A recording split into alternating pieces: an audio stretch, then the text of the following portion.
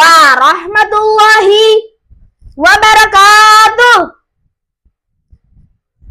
Alhamdulillahirrabbilalamin.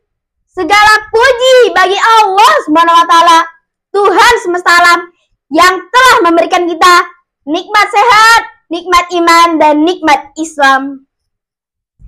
Salawat serta salam semoga selalu tercurah kepada Nabi Muhammad Sallallahu Alaihi Wasallam, Nabi terakhir panutan terbaik umat manusia, yang hidupnya penuh dengan kejujuran, kebaikan, dan kasih sayang.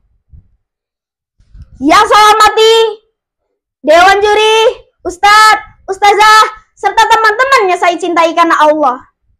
Perkenalkan, nama saya Muhammad Wafazabi. Kali ini saya ingin menyampaikan ceramah yang berjudul Anak Soleh itu Jujur. Teman-teman yang soleh dan solehah, apa sih kejujuran itu?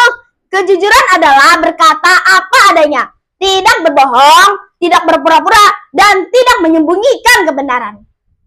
Jujur itu berani menyampaikan yang benar, walaupun terkadang itu berat. Tapi percayalah, Allah cinta pada orang yang jujur. Benar apa benar, teman-teman? Allah Subhanahu wa Ta'ala berfirman dalam Al-Quran, A'udzu billahi minasyaitonir rajim. Bismillahirrahmanirrahim. Ya ayyuhallazina amanu taqullaha wa kunu ma'as shadiqin. Artinya, wahai orang-orang yang beriman, bertakwalah kalian kepada Allah dan jadilah kalian bersama orang-orang yang jujur. Al-Quran Surah At-Taubah ayat 119.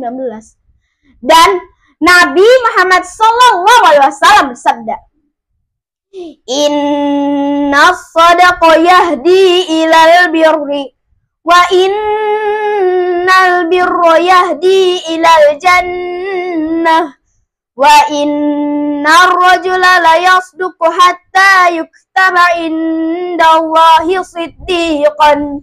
Artinya, sesungguhnya kejujuran membawa kepada kebaikan dan kebaikan membawa ke surga, dan seseorang terus berlaku jujur hingga ditulis di sisi Allah sebagai orang yang jujur. Hadis riwayat Bukhari dan Muslim. Masya Allah. Jadi kalau ingin menjadi anak yang masuk surga, kita harus jujurnya harus setiap hari ya teman-teman. Oh iya, teman-teman tahu nggak siapa sih orang yang paling jujur di dunia? Ada yang tahu? Benar sekali, dialah Nabi kita tercinta, Nabi Muhammad SAW. Bahkan sejak muda, beliau sudah dijuluki sebagai Al-Amin, artinya orang yang bisa dipercaya.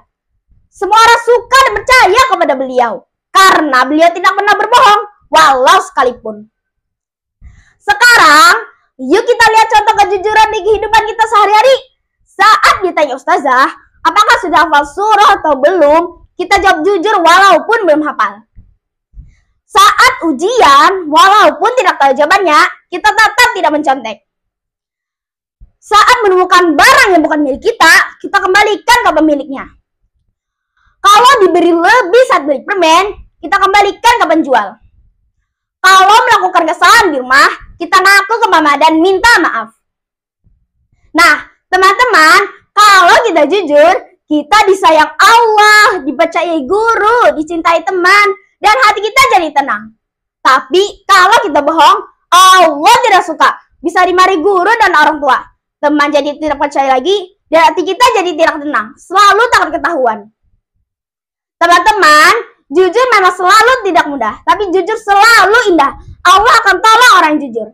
Dan ingat, sekali kita berbohong, kita harus berbohong lagi untuk menutupinya. Tapi kalau kita jujur, kita tidak perlu takut apa-apa. Nah, sebelum habis tutup ceramah ini, berhappy pantun. Pagi-pagi beli semangka, di pasar ketemu buati. Anak jujur disayang semua, Allah pun mencintai sepenuh hati. Lanjut.